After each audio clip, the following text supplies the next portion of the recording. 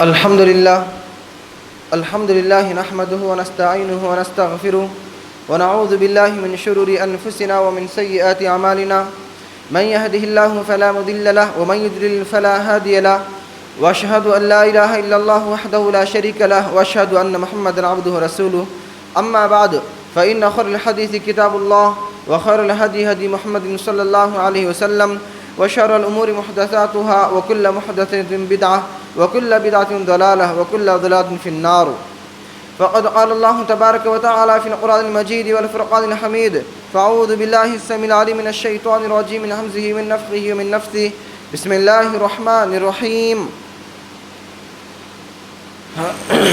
شهر رمضان الذي أنزل فيه القرآن هدى للناس وبينات من الهدى والفرقان. وقال النبي صلى الله عليه وسلم: من قام رمضان إيمانا واحتسابا غفر له ما تقدم من ذنبه. متفق عليه. صدق الله المولانا العظيم وبلغنا رسوله النبي الأمين الكريم ونحن على ذلك لمن الشاهدين والشاكرين والحمد لله رب العالمين. اللهم صل على محمد وعلى آل محمد كما صليت على إبراهيم وعلى آل إبراهيم إنك حميد مجيد. اللهم بارك على محمد وعلى آل محمد كما باركت على إبراهيم وعلى آل إبراهيم إنك حميد مجيد. ہر قسم کی تعریف توصیف اللہ رب العزت کے لیے لائق و زیبا ہے، اور بیش بہا درود و سلام نازل ہو اس ذات مقدسہ مطہرہ پر جس کا نام اسم گرامی احمد مجتبیٰ محمد مصطفیٰ صلی اللہ علیہ وسلم ہے. عزیزان گرامی اور خواتین اسلام، رمضان کا مہینہ چل رہا ہے. پچھلے خطبے جمعہ میں نے رمضان کی کچھ فضائل بیان کیا، اور رمضان کے اندر جو ضروری اعمال ہیں جو ہم تمام مسلمانوں کو کرنے چاہیے اس کا میں نے ذکر کیا، اور ان میں سے ایک تھا روزہ. اور روزے کی جو فضائل ہیں، جو فوائد ہیں، میں نے اس کو ذکر کیا. آئیے اسی کو آج اسی موضوع کو آگے بڑھاتے ہوئے اور بہت ساری باتیں میں آپ کے سامنے بیان کروں. دیکھیے، روزہ رکھنا ہر بالغ صحت مند مسلمان، مرد ہو عورت ہو بوڑھا ہو جوان ہو، ہر ایک کے اوپر کیا ہے؟ فرض ہے. اور اس روزے کی وجہ سے انسان کا ایک مقام اللہ کے نزدیک ایک الگ مقام ہے، ایک بہت بڑا مقام ہے. اللہ تعالیٰ نے روزے داروں کے لیے کچھ مخصوص انعامات رکھے ہیں، جیسے جنت میں داخلے کے لیے ایک الگ سے دروازہ. ایسی ہی جو اجر ہے روزے کا وہ اللہ ہی جانتا ہے، اور اس کا اجر اللہ ہی دے گا. بہت ساری باتیں ہیں. آئیے آج ہم یہ جانتے ہیں روزہ خوروں کا انجام کیا ہے. روزہ رکھنا یہ ضروری ہے، روزے کا ثواب بہت زیادہ ہے، لیکن جو لوگ روزہ نہیں رکھتے ہیں، رمضان کی دنوں میں روزہ نہ رکھ کر کھانا پینا کھاتے ہیں، بلا کسی عذر کے قصداً روزہ چھوڑتے ہیں، تو ایسے لوگوں کا کیا انجام ہوتا ہے. آئیے دیکھتے ہیں. حدیث حضرت ابو امامہ الباہلی رضی اللہ تعالیٰ عنہ بیان کرتے ہیں کہ وہ فرماتے ہیں کہ میں نے نبی کریم صلی اللہ علیہ وسلم کو یہ فرماتے ہوئے سنا کہ آپ صلی اللہ علیہ وسلم سوئے تھے اور خواب دیکھا. انبیاء کا جو خواب ہوتا وہ ہماری طرح نہیں ہوتا، ہماری خواب کی طرح، بلکہ انبیاء کا جو خواب ہوتا ہے جس طریقے سے جاگنے کی حالت میں، حالت بیداری میں وحی اترتی ہے، ایسی جو وہ خواب دیکھتے ہیں وہ بھی ایک وحی کی شکل ہوتی ہے. تو آپ فرماتے کہ میں سویا ہوا تھا، میں نے خواب دیکھا کہ دو لوگ میرے پاس آئے اور مجھے میرے بازوؤں سے پکڑ کر مجھے اٹھا کر لے گئے ایک مشکل پہاڑی کی طرف جہاں پر چڑھنا بہت مشکل تھا، اور انہوں نے مجھ سے کہا کہ اس پہاڑی کے اوپر چڑھو. تو میں نے کہا کہ میں نہیں چڑھ سکتا، یہ میرے لیے مشکل ہے.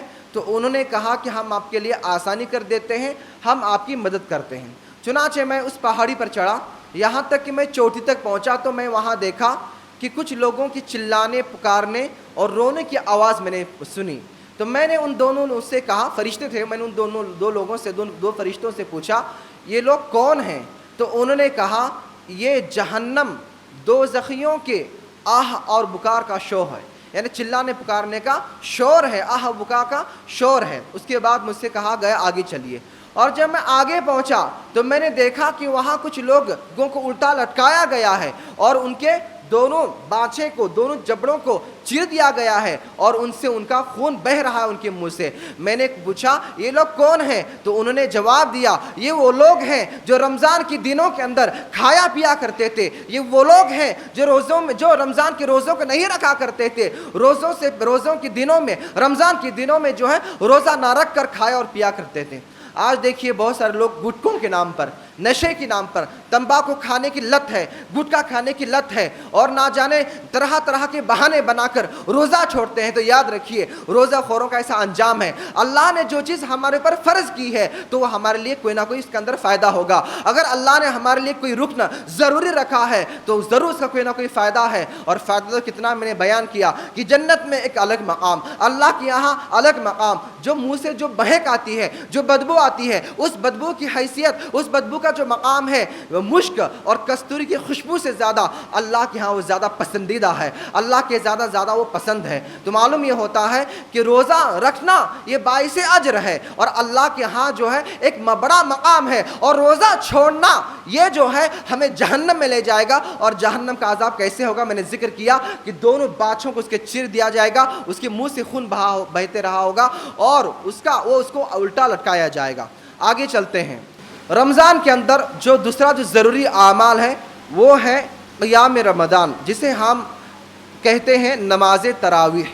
نماز تراویح کے نام سے ہم یاد کرتے ہیں، اور اللہ تعالیٰ نے اللہ کے نبی کریم صلی اللہ علیہ وسلم کے ذریعے ہمیں نماز پڑھنے کا حکم دیا، نماز کا طریقہ سکھلایا۔ ایسا نہیں ہے کہ رمضان میں ہمیں قیام کرنا ہے تو ہمیں اس کا طریقہ معلوم نہیں ہے یا بتایا نہیں گیا ہے۔ آپ صلی اللہ علیہ وسلم نے ہمیں اس کا طریقہ بتایا، خود بھی عمل کر کے بتایا۔ آئیے چلتے ہیں۔ سب سے پہلے یہ جان لیجئے گا کہ رمضان کی راتوں میں قیام کرنا یعنی نماز پڑھنا، جسے ہم تراویح کہتے ہیں، تراویح پڑھنا، اس کی کتنی بڑی فضیلت ہے۔ آئیے دیکھتے ہیں۔ ایک حدیث میں حضرت ابو ہریرہ رضی اللہ تعالیٰ عنہ فرماتے ہیں، نبی کریم صلی اللہ علیہ وسلم نے ارشاد فرمایا، من قام رمضان ایمانا واحتسابا غفر له ما تقدم من ذنبه۔ جو شخص ایمان کے ساتھ، اخلاص کے ساتھ، احتساب کے ساتھ رمضان کے راتوں میں قیام کرتا ہے تو اس کے پچھلے جتنے گناہ ہوئے ہیں ان تمام گناہوں کو معاف کیا جاتا ہے۔ صحیح بخاری اور صحیح مسلم کی روایت ہے۔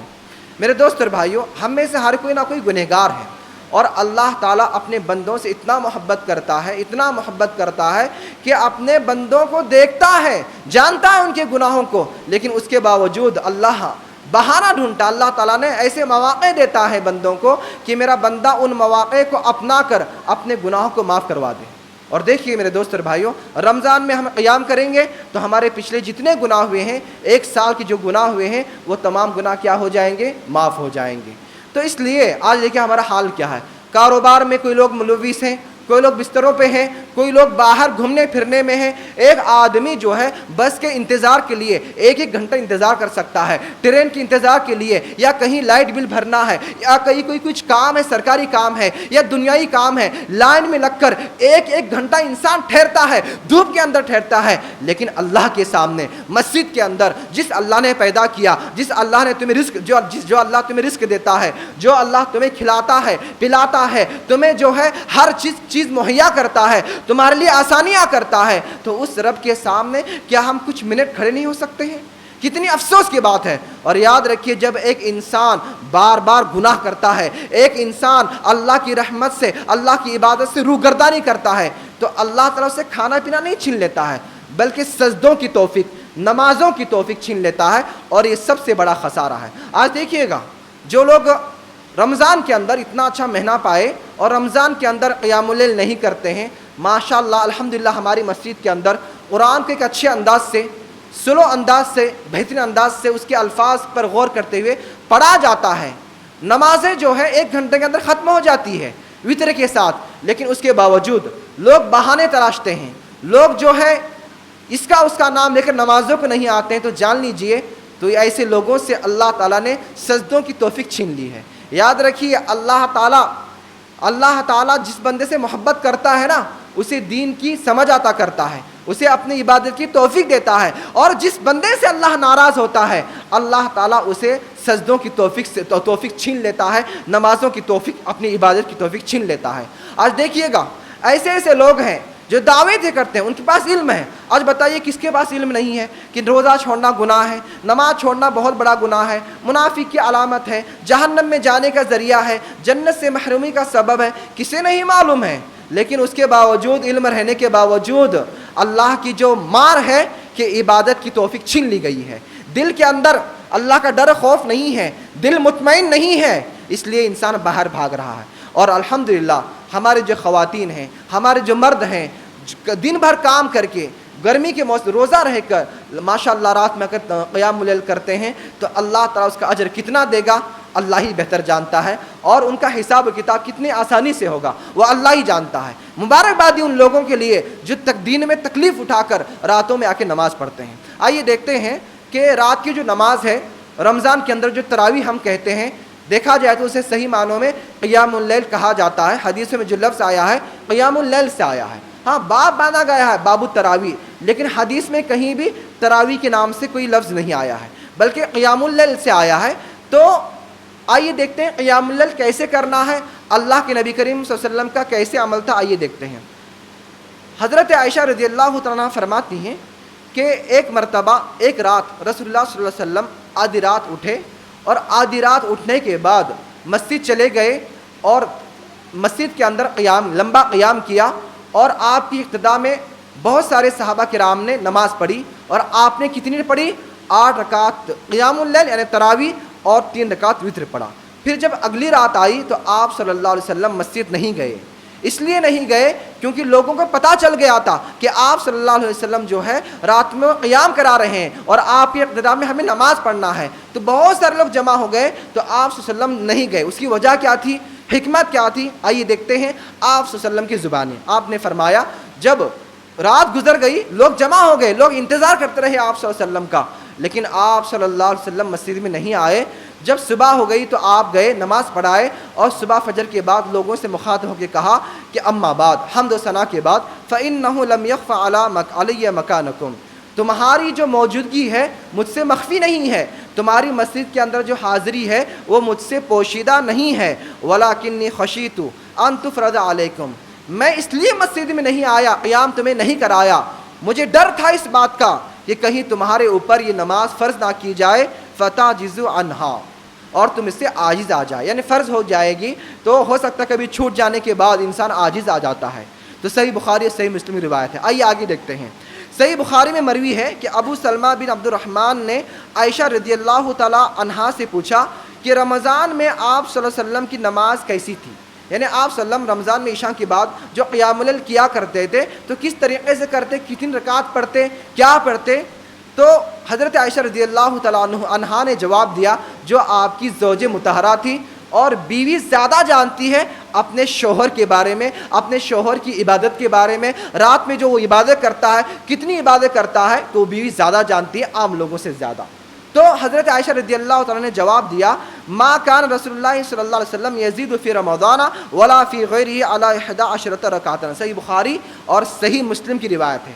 یہ صریح اور صحیح روایتیں ہیں، صریح یعنی واضح الفاظ میں، اور صحیح یعنی صحیح بخاری اور صحیح مسلم کی جب حدیث آئی اس کے بعد انکار کا کوئی بہانہ نہیں ملے گا، انکار کا کوئی جواز نہیں ملے گا۔ تو دیکھیے حدیث میں کیا ہے، حضرت عائشہ فرماتی ہیں کہ آپ صلی اللہ علیہ وسلم کی نماز جو تھی چاہے رمضان میں ہو یا رمضان کے علاوہ دوسرے ایام میں ہو 11 رکعت سے زیادہ نہیں ہوتی، 11 رکعت ہی آپ صلی اللہ علیہ وسلم پڑھتے تھے، اور 11 رکعت ہی پڑھنا سنت ہے، اور اس کے علاوہ جو لوگ زیادہ کرتے ہیں سنت سمجھ کر، ہاں نفل سمجھ کر نہیں، بلکہ یہ کہتے ہیں کہ تراویح 20 رکعت ہے یا 23 رکعت ہے یہ سمجھ کر عمل کرتے ہیں خاص کر کے، تو ایسا کرنا یہ بدعت عمل ہے، اور بدعت عمل کہاں لے جاتا ہے؟ جہنم میں لے جاتا ہے۔ آئیے اور آگے دیکھتے ہیں۔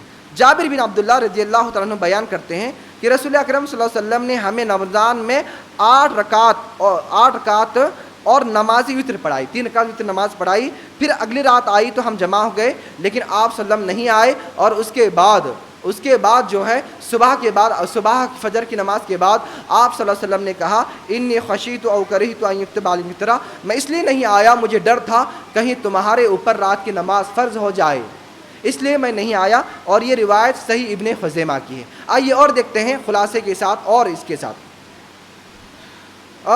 لوگوں میں یہ مشہور ہے کہ امام حضرت عمر بن خطاب رضی اللہ تعالیٰ عنہ نے 20 رکعت نماز تراویح پڑھانے کا حکم دیا۔ آئیے دیکھتے ہیں صحیح روایت کیا ہے، میں صحیح روایت پیش کرتا ہوں۔ امام مالک نے اپنے موطا کے اندر یہ السائی بن یزید سے روایت کیا ہے کہ وہ فرماتے ہیں کہ عمر رضی اللہ تعالیٰ عنہ نے 2 صحابہ کرام ابی بن کعب اور تمیم الداری رضی اللہ تعالیٰ عنہ کو 11 رکعت لوگوں کو پڑھانے کا حکم دیا. 11 رکعت پڑھانے کا حکم دیا. کس نے دیا؟ حضرت عمر بن خطاب رضی اللہ تعالیٰ عنہ نے اپنے عہد خلافت میں. اس سے زیادہ نہیں دیا. موطا امام مالک کی روایت ہے. تو ان احادیث سے کیا معلوم ہوتا ہے؟ ان احادیث سے معلوم ہوتا ہے کہ رمضان اور دیگر مہینوں میں رسول اکرم صلی اللہ علیہ وسلم کی نماز جو تھی وہ 11 رکعت تھی، اس سے زیادہ نہیں تھی. 20 رکعت بالکل نہیں. اور جو احادیث آئے ہیں 20 رکعت والی، یا تو وہ ضعیف ہیں، من گھڑت ہیں، لوگوں نے اپنے مسلکی تعصب کے لیے، اپنے مسلکی مفاد کے لیے گڑھ لیا ہے اور اس کو بیان کرتے ہیں. میرے دوست اور بھائیوں، ہمارا جو دین ہے کسی کے گڑھے ہوئے پر نہیں ہے. ہمارا جو دین ہے کسی بزرگ کے لائے ہوئے دین نہیں ہے. ہمارا دین جو ہے وہ اللہ اور اس کے رسول کا دین ہے. وہی دین، وہی نماز صحیح ہے جو نبی کریم صلی اللہ علیہ وسلم نے عمل کیا اور لوگوں کو بتایا اور صحابہ کرام نے جس پر عمل کیا. میرے دوست اور بھائی، نمبر 2، اور یہی 11 رکعت ہی آپ صلی اللہ علیہ وسلم نے رمضان میں صحابہ کرام کو بھی باجماعت پڑھایا. 3 دن جو پڑھایا آپ صلی اللہ علیہ وسلم نے باجماعت پڑھایا. اور نمبر 3، پھر جب عمر رضی اللہ تعالیٰ عنہ نے نماز تراویح کے لیے لوگوں کو جمع کیا تو انہوں نے بھی 2 صحابہ کرام ابی بن کعب اور تمیم الداری رضی اللہ تعالیٰ عنہ کو بھی 11 رکعت پڑھانے کا حکم دیا، اس سے زیادہ نہیں دیا. نماز تراویح، آگے چلتے ہیں. ایک اہم نکتہ کہ نماز تراویح ہی ماہ رمضان میں نماز تہجد ہے. کچھ لوگوں کا یہ خیال ہے کہ رمضان کے اندر تراویح الگ ہے اور نماز تہجد الگ ہے. میرے دوست اور بھائیوں، تہجد کو عربی میں کیا کہا جاتا ہے؟ قیام اللیل کہا جاتا ہے. اور تراویح کو بھی کیا کہا جاتا ہے؟ قیام اللیل ہی کہا جاتا ہے. اور آپ صلی اللہ علیہ وسلم نے رمضان کے اندر جب 11 رکعت پڑھتے تو اس کے بعد کوئی نماز نہ پڑھتے، بلکہ تہجد کی نماز یہی. آئیے ایک روایت دیکھتے ہیں، کافی لمبی روایت ہے. حضرت ابو ذر رضی اللہ تعالیٰ عنہ بیان کرتے ہیں کہ رسول اکرم صلی اللہ علیہ وسلم نے رمضان کے روزے رکھے اور ہم نے بھی رکھا، صحابہ کرام نے بھی رکھا. آپ صلی اللہ علیہ وسلم نے اس دوران ہمیں قیام نہ کرایا، یہاں تک کہ صرف 7 روزے رہے. یعنی 23ویں شب جب آئی، 23ویں شب کو آپ صلی اللہ علیہ وسلم ایک دن مسجد میں آئے اور لوگوں کو قیام کرایا، نماز پڑھایا. کتنے رکعت پڑھایا؟ 11 رکعت، 8 رکعت تراویح اور 3 رکعت وتر. یہاں تک کہ 1/3 رات گزری. اس کے بعد آپ صلی اللہ علیہ وسلم چلے گئے. پھر دوسری رات آئی 24 شب، جب نہیں آئے پھر 25 شب کو آئے تو اور سارے لوگ جمع ہو گئے تھے اور آپ صلی اللہ علیہ وسلم نے اس وقت بھی قیام کیا. 8 رکعت نماز پڑھائی، 3 رکعت وتر پڑھائی، یہاں تک کہ آدھی رات گزری. تو صحابہ نے کہا اے اللہ کے نبی، اگر پوری رات آپ قیام کراتے تو کتنا اچھا ہوتا. تو اس وقت آپ صلی اللہ علیہ وسلم نے فرمایا انہ من قام مع الامام، جو شخص امام کے ساتھ قیام کیا حتی ینصرف، یہاں تک کہ امام اپنی نماز سے فارغ ہو گیا، تو کتب لہ قیام اللیلہ، تو اس کے لیے پوری رات کے نماز کا ثواب لکھا جاتا ہے، پوری رات کے قیام کا ثواب لکھا جاتا ہے. سنن ترمذی کی یہ روایت ہے.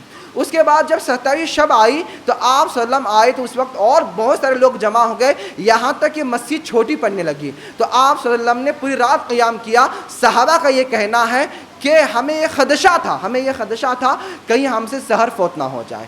اس کے بعد جب 29 شب آئی تو آپ صلی اللہ علیہ وسلم مسجد میں نہیں آئے اور اس کے بعد لوگوں نے انتظار کیا اور آپ صلی اللہ علیہ وسلم پھر صبح فجر نماز کو آئے اور لوگوں سے کہا کہ میں اس لیے نماز کو قیام نہیں کرایا آپ لوگوں کو تاکہ تمہارے اوپر کہیں فرض نماز نہ ہو جائے، یہ نماز فرض نہ ہو جائے اور تم اس سے عاجز آ جائے. سنن ترمذی اور سنن نسائی کی روایت ہے. میرے دوست اور بھائیوں، معلوم یہ ہوتا ہے کہ نماز تراویح رمضان کے اندر نماز تہجد ہے، قیام اللیل ہے. لیکن اگر کوئی آدمی کوئی نفل نماز پڑھنا چاہتا ہے 2-4 تو پڑھ سکتا ہے، لیکن یہ خاص نہ کرے کہ نماز تہجد الگ ہے، قیام اللیل الگ ہے یا تراویح الگ ہے. یہ ایسا کرنا یہ ایک بدعت عمل ہے، کیونکہ آپ صلی اللہ علیہ وسلم سے جب ثابت ہے، نص موجود ہے، آپ صلی اللہ علیہ وسلم نے ہمیں عمل کر کے بتلایا، صحابہ کو پڑھا کر بتایا. اور عمر بن خطاب جو صحابی رسول ہیں، جو عشر مبشرہ میں ہیں، جو خلیفہ ثانی ہیں، انہوں نے بھی عمل کر کے بتایا، حکم دے کے بتایا. تو معلوم یہ ہوتا ہے کہ تراویح جو ہے وہ صرف 8 رکعت ہے اور وتر کے ساتھ وہ ہے 11 رکعت ہے. اب ایک اور سوال نکتہ لیتے ہیں، کیا عمر رضی اللہ تعالیٰ عنہ نے 20 رکعت تراویح پڑھانے کا حکم دیا تھا؟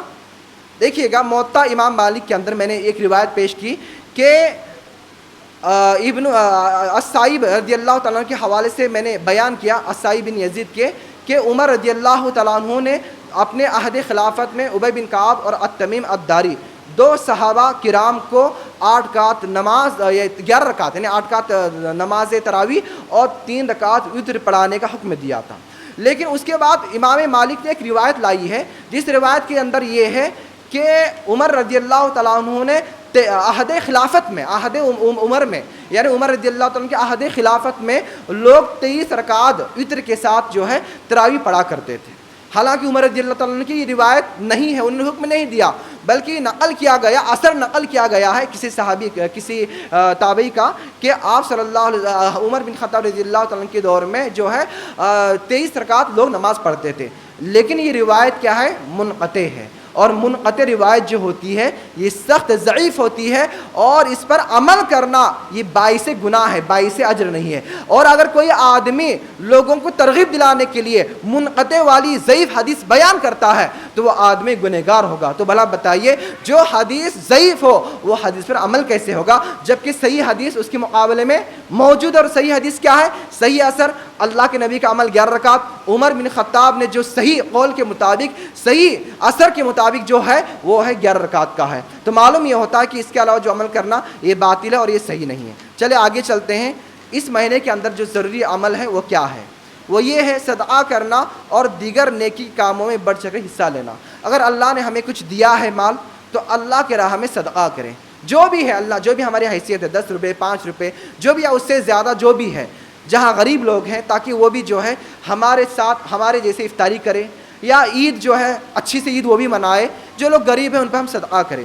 ابن عباس رضی اللہ تعالیٰ عنہ کا بیان ہے کہ کان نبی صلی اللہ علیہ وسلم اجود الناس بالخیر، کہ آپ صلی اللہ علیہ وسلم تمام لوگوں میں خیر کے کاموں میں زیادہ تھے، یعنی خیر کے کام زیادہ کرتے تھے۔ وکان اجود ما یکون فی رمضان حین یلقاہ جبریل، اور خاص طور پہ جب رمضان کا مہینہ آتا تو آپ صلی اللہ علیہ وسلم خیر کے کاموں میں زیادہ جلدی کرتے جبکہ آپ جبریل امین سے ملاقات کرتے۔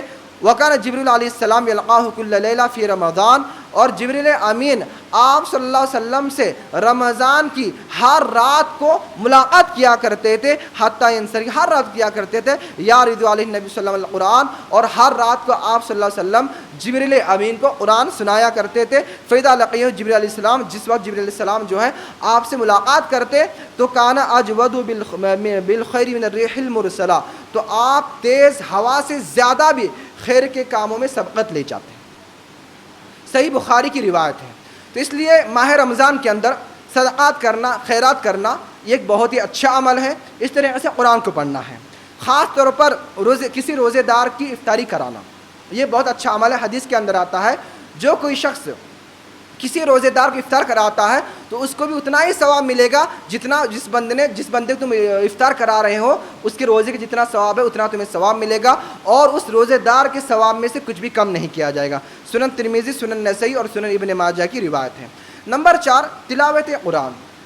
رمضان کے اندر دیکھیں قرآن کریم تلاوت سال کے 12 مہینے کرنا ہے، لیکن خاص طور پر رمضان کے مہینے میں قرآن کریم کی تلاوت زیادہ کرنا چاہیے، اس لیے کہ قرآن کریم جو ہے رمضان میں نازل ہوا ہے۔ اللہ نے قرآن کریم کو لوح محفوظ سے اتار کر آسمان دنیا پر بیت العزا میں رکھا، اور جب جتنی ضرورت پڑی اتنی ضرورت کے تحت آپ صلی اللہ علیہ وسلم کی سینہ مبارک پر قرآن کریم کو اتارا گیا۔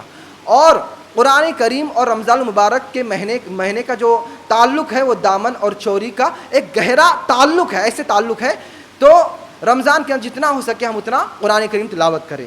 میرے دوست اور بھائی، آئیے ایک حدیث دیکھتے ہیں۔ حضرت عبداللہ بن مسعود رضی اللہ تعالیٰ فرماتے ہیں کہ نبی کریم صلی اللہ علیہ وسلم فرمایا من قرأ حرف من کتاب اللہ فلہ بہ حسنہ، کہ جو کوئی قرآن کریم کا ایک حرف پڑھتا ہے، قرآن اللہ کتاب میں سے کوئی ایک حرف پڑھتا ہے تو اس کے لیے ایک نیکی ہے، والحسنۃ بعشر امثالہا، اور وہ ایک نیکی اس جیسی نیکیوں کے نیکی کی جیسے 10 کے برابر ہو جاتی ہے۔ اور لا اقول حرف، اور میں یہ نہیں کہتا، لا اقول الف لام میم حرف، اور میں یہ نہیں کہتا، اللہ نے فرماتے ہیں کہ میں یہ نہیں کہتا کہ الف لام میم ایک حرف ہے، بلکہ الف ایک حرف ہے، ولام حرف، اور لام ایک حرف ہے، ولام میم، اور میم جو ایک حرف ہے، وہ میم حرف اور میم ایک حرف ہے۔ سنن ترمذی کی روایت ہے اور حسن روایت ہے۔ تو معلوم یہ ہوتا ہے کہ ایک بندہ اگر قرآن کریم کو پڑھے گا تو ایک حرف کا جو ثواب ہے وہ 10 کے برابر ہے، اور رمضان کے اندر اس کا ثواب اور بڑھا دیا جاتا ہے، یہاں تک کہ 700 گنا تک کیا جاتا ہے۔ میرے دوست اور بھائی، آپ دیکھیے گا ایک آیت کے اندر جو بڑی آیت ہوتی ہے اس میں 100 جو ہے حروف ہوتے ہیں تو بھلا بتائیں ان کا کتنا ثواب ملے گا. ایک صفحہ ہم پڑھیں گے, اس صفحے کے اندر کئی لگ بھگ کم سے کم 400-500 تو یا 200-300 تو کم سے کم حروف کے اندر ہوتے ہیں. تو جتنا ہم پڑھیں گے کم سے کم 2-3 قرآن ہمیں رمضان کے اندر پڑھنا چاہیے. 3 تو قرآن ایک منیمم, ایک عام انسان کے لیے میں کہہ رہا ہوں, حفاظ کے لیے اس سے زیادہ پڑھنا چاہیے, لیکن جو حافظ نہیں ہے انہیں کم سے کم رمضان کے اندر 3 قرآن تو پڑھنا چاہیے. اور قرآن پڑھنا اللہ نے آسان کر دیا ہے تو ہمیں اس قرآن کو پڑھنا چاہیے. اس کے بعد چلتے ہیں نمبر 5, دعا, ذکر اور استغفار. رمضان کے مہینے کے اندر دعا کرو کثرت سے, استغفار کیجئے اور ذکر کیجئے اللہ کا. ذکر سے دلوں کو سکون ملتا ہے اور استغفار سے گناہ معاف ہوتے ہیں, رزق کی تنگی دور ہوتی ہے اور انسان کے گھر میں خوشحالی آتی ہے. اور دعا سے تو ہر مشکلات کا خاتمہ ہوتا ہے اور ہمارے لیے ہر آسانی ہوتی ہے. رسول اکرم صلی اللہ علیہ وسلم کا یہ ارشاد گرامی ہے, ثلاث دعوات لا ترد. 3 لوگوں کی دعا کبھی رد نہیں ہوتی. سنیے گا کون کون سے ہیں 3 لوگ. دعوت الصائمی, ایک روزے دار کی دعا, وہ دعوت المظلومی, اور ایک مظلوم کی بد دعا, وہ دعوت المسافری, اور ایک مسافر کی دعا. صحیح الجامع کی روایت. یعنی 3 لوگوں کی دعا کبھی رد نہیں ہوتی ہے. اس کے اندر ایک روزے دار کی دعا. میرے دوست اور بھائی, ہم روزہ رہتے ہیں, تکلیف پیٹ میں ہوتی ہے, پیاس رہتی ہے, اگر اس حال میں ہم اللہ سے دعا کریں گے تو اللہ تعالی ہماری دعاؤں کو سنے گا, ضرور سنے گا. اور میرے دوست اور بھائیوں, خاص طور پر افطار کے وقت ضرور دعا کرنا چاہیے ہم میں سے ہر ایک کو. رسول اکرم صلی اللہ علیہ وسلم کا یہ فرمان ہے کہ ان للصائم عند فطرہ لدعوۃ ما ترد, کہ روزے دار کے لیے افطار کے وقت اس کی ایک ایسی دعا ہے جو اس کی دعا کو قبول کی جاتی ہے اور اس کی دعا کبھی رد نہیں ہوتی, جو دعا وہ کرتا ہے. ابن ماجہ کی روایت ہے. تو ہمارا یہ فرض بنتا ہے کہ ہم ان دعاؤں کا اہتمام کریں. اللہ سے دعا ہے اللہ تعالیٰ مجھ کو اور آپ کو نیک سالم توفیق عطا فرمائے. رمضان جو اللہ نے ہمیں جو رمضان عطا کیا ہے, اس رمضان سے بھرپور فائدہ اٹھانے کی توفیق عطا فرمائے, اور اللہ تعالیٰ ہم تمام لوگوں کو اس مہینے کے اندر, رمضان کے اندر صحیح طریقے سے عبادت کی توفیق عطا فرمائے. آمین رب العالمین. وما لنا البلاغ المبین ونفعنا وإياكم بالآيات والذكر الحكيم إنه تعالى جواد كريم ملك بر رب حليم.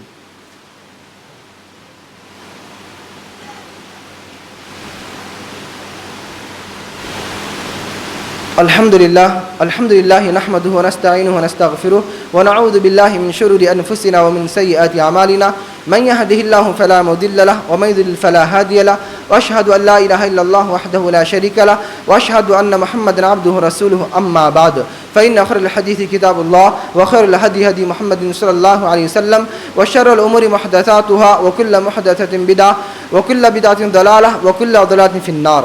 میرے دوست اور بھائیوں, کچھ مسائل کی طرف اشارہ کروں. خواتین بھی ہیں اس کے اجتماع کے اندر اور بہت سارے حاضرین بھی جمع ہیں. دیکھیے گا, نمبر 1, روزے کی نیت. فرض روزے کی جو نیت ہونی چاہیے وہ سحر سے پہلے یعنی عشاء کے بعد, رات سے ہی اس کی نیت ہونی چاہیے. حدیث کے اندر آتا ہے, آپ صلی اللہ علیہ وسلم فرماتے ہیں, من لم یبیت الصیام قبل طلوع الفجر فلا صیام لہ.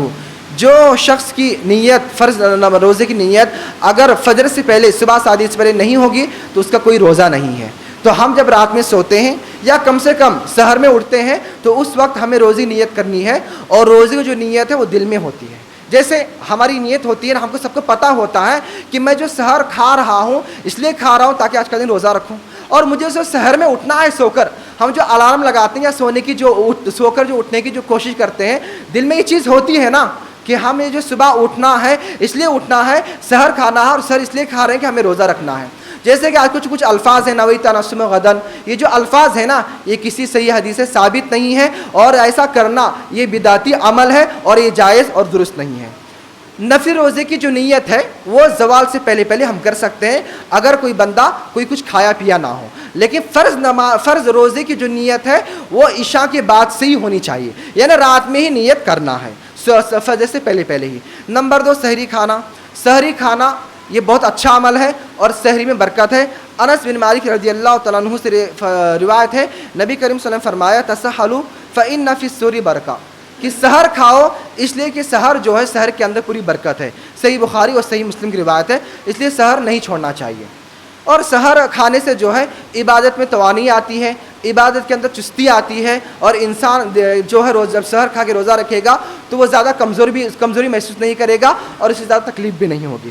نمبر 3, جھوٹ, بہتان ترازی, غیبت, چغلی, گالی گلوچ اور طعن و تشنیع سے بچنا, یہ بھی ضروری ہے.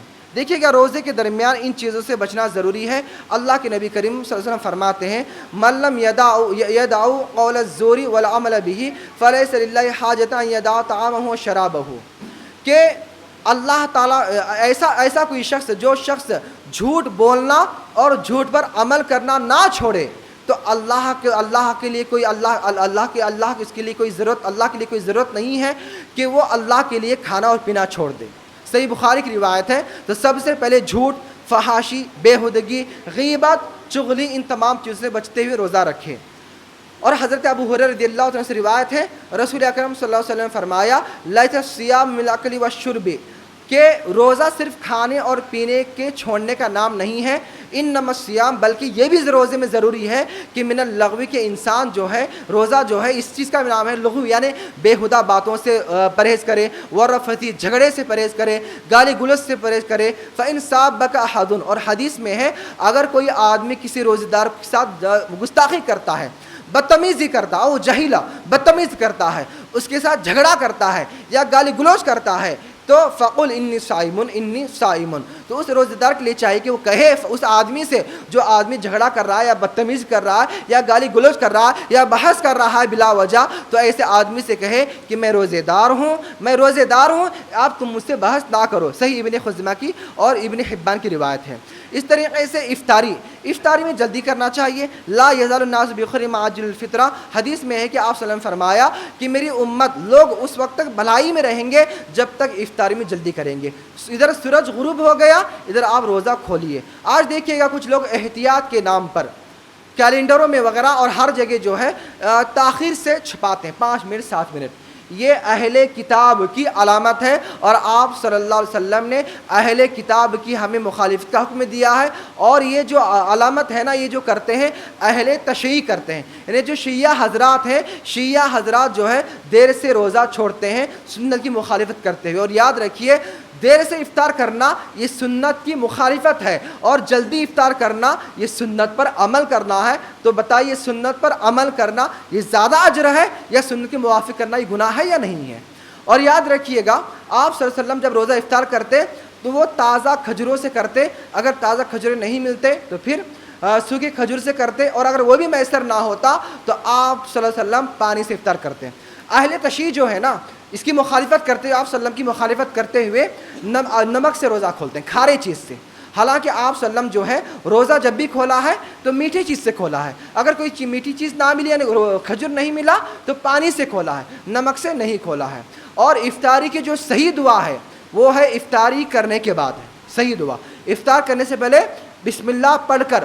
آج دیکھیں اللہم لک صمت و بک آمنت، یہ صحیح حدیث ثابت نہیں ہے، اور یہ جو دعا ہے نا جو پڑھی جاتی ہے یہ ایک بدعت ہے، لوگوں نے گڑھ لیا ہے اور یہ جائز نہیں ہے۔ روزہ جب ہم کھولیں گے تو بسم اللہ پڑھ کر کھولیں گے، اور جب افطار کر لیا تو افطار کرنے کے بعد جو دعا پڑھنا ہے افطار کرنے کے بعد، افطار سے پہلے نہیں، افطار کرنے کے بعد وہ دعا یہ ہے ذهب الظمأ وابتلت العروق واستبد الاجر انشاءاللہ۔ اس کا ترجمہ یہ ہے کہ رگیں تر ہو گئی، پیاس بجھ گئی، اور اللہ نے چاہا تو اجر بھی جو ہے ثواب بھی جو ہے پکا ہو گیا۔ سنن ابی داؤد کی روایت ہے، اور یہ عمر بن خطاب رضی اللہ تعالیٰ عنہ سے یہ ثابت ہے کہ آپ جو ہے یہ دعا پڑھتے تھے افطار کرنے کے بعد۔ اللہ سے دعا ہے اللہ تعالیٰ ہم سب کو تمام بدعتوں سے بچائے، اور اللہ کو خالص کرتے ہوئے ہم تمام کی عبادت توفیق عطا فرمائے، اور مطابقت کے مطابق یعنی آپ صلی اللہ علیہ وسلم کی سنت کے مطابق ہر عمل کی توفیق عطا فرمائے، اور ہر اس عمل سے بچائے جو عمل آپ صلی اللہ علیہ وسلم سے ثابت نہیں ہے، جو عمل بدعت ہے، جن کو لوگوں نے گڑھ لیا ہے۔ اللہ تعالیٰ ہم تمام ان عمل سے بچائے، اور اللہ تعالیٰ ہم تمام کو صحیح عمل کے ساتھ کرنے کی توفیق عطا فرمائے، اور اللہ تعالیٰ ہم تمام کے اعمال کو قبول فرمائے، آمین رب العالمین۔